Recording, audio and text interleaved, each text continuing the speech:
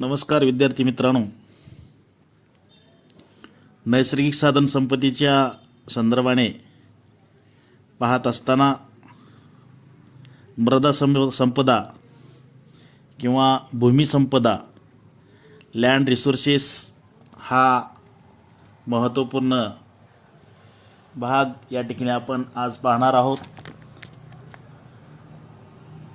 मृदा किंवा जमीन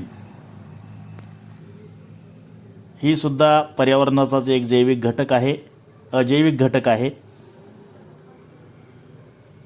जमिनीत अनेक प्रकारची मूलद्रव्ये झाडांच्या वाढीसाठी उपयुक्त असतात. मानव सुपीक जमिनीतून पिके घेऊ शकतो. जमिनीचा सर्वात वरचा थर जास्त सेंद्रिय द्रव्याचे त्या ठिकाणी प्रमाण असलेले आपणास पाहावयास मिळते. जमिनीच्या धुपीमुळे जमिनीची सुपीकता नष्ट होते.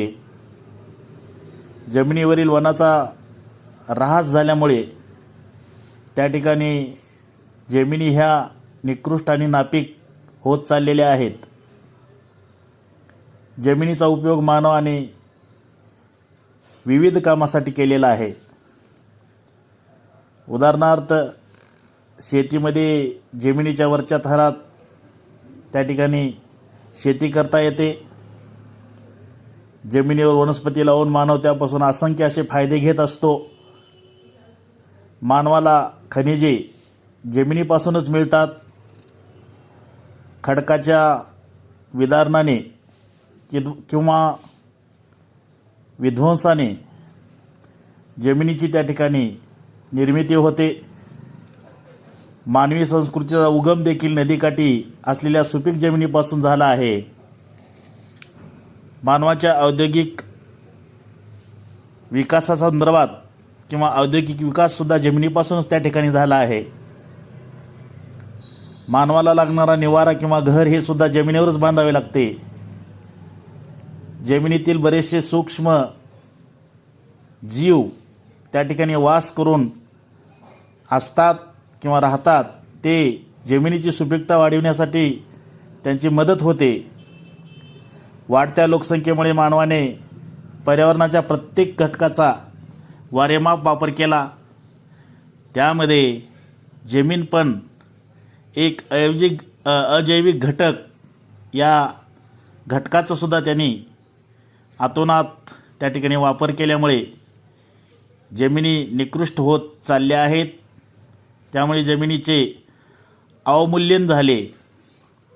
जमिनीचा दर्जा काही नैसर्गिक कारणामुळे किंवा मानवी हस्तक्षेपामुळे जेव्हा खालावला जातो त्यालाच जमिनीचे अवमूल्यन असे म्हणतात.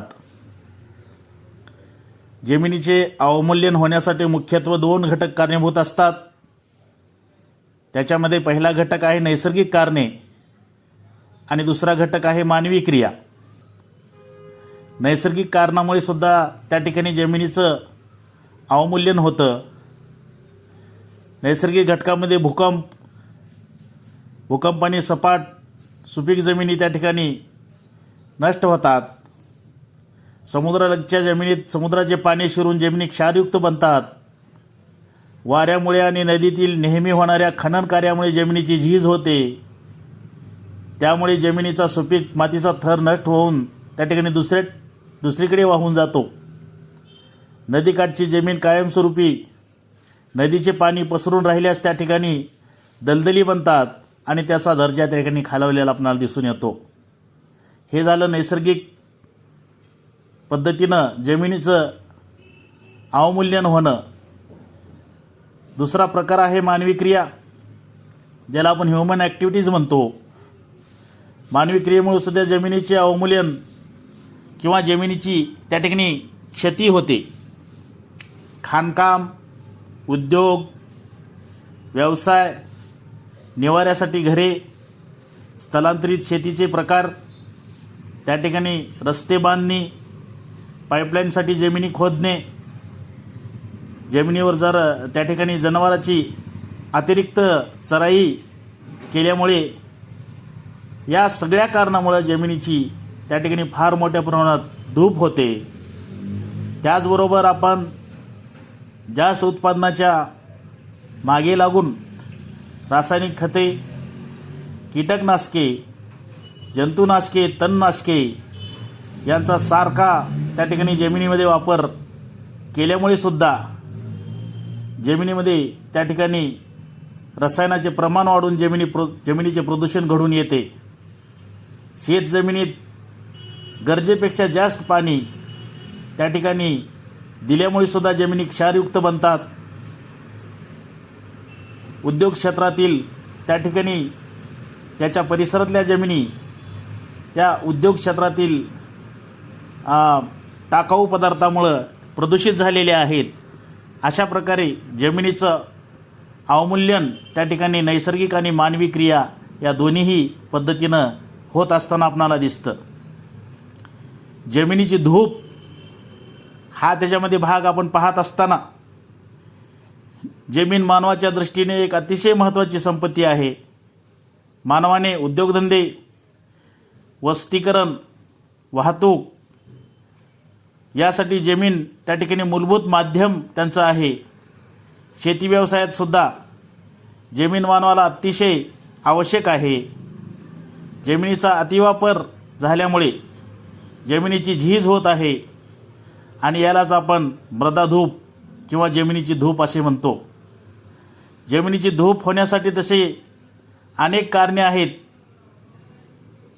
त्या कारणाची या ठिकाणी चर्चा करत असताना आपण पाहतो भूपृष्ठाचा उतार, हवामान, भौगोलिक कारणे ही या ठिकाणी आपणाला जमिनीची धूप होण्यासाठी त्या ठिकाणी कारणीभूत ठरतात.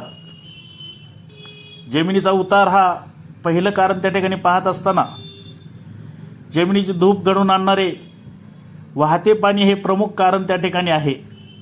तीव्र उतारावरून नदी प्रवाहाबरोबर अवजड गाळ ही प्रामुख्याने गुरुत्वाकर्षणामुळे उतारावरून खाली येतो आणि त्यामुळे जमिनीची धूप होते. भरपूर पर्जन्यामुळे सुद्धा 50% पेक्षा जास्त जमिनीची त्या ठिकाणी धूप होते आणि अशा पद्धतीनं भूपृष्ठाचा उतार जमिनीच्या धुपेसाठी कारणीभूत ठरतो.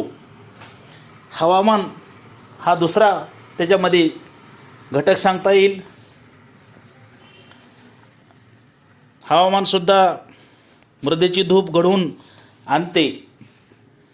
अतिपर्जन्यामुळे त्या ठिकाणी जमिनीची धूप होत असते.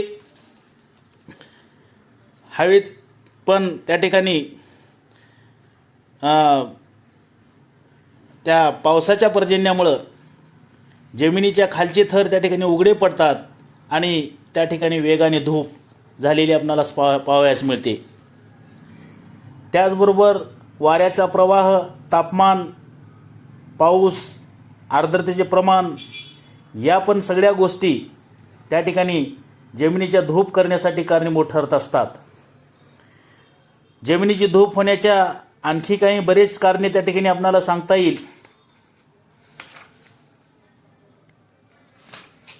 त्याच्यामध्ये मानवनिर्मित कारण या ठिकाणी आपणाला त्याचा या ठिकाणी उल्लेख करता येईल. जंगलतोड, अतिचराई, भटकी शेती, त्याच्यानंतर शेतीची अनियोजित पद्धती या ठिकाणी या कारणामुळे सुद्धा मोठ्या प्रमाणात जमिनीच्या त्या ठिकाणी धूप झालेली आपल्याला दिसून येते. त्याच्यामध्ये पहिला घटक जंगलतोड. मानवाने स्वतःच्या चैनीसाठी मोठ्या प्रमाणात जंगलतोड केलेली आहे आणि या जंगलतोडीमुळं त्या ठिकाणी जमिनी उघड्या पडतात आणि त्यामधून प्रामुख्याने जमिनीची धूप होते.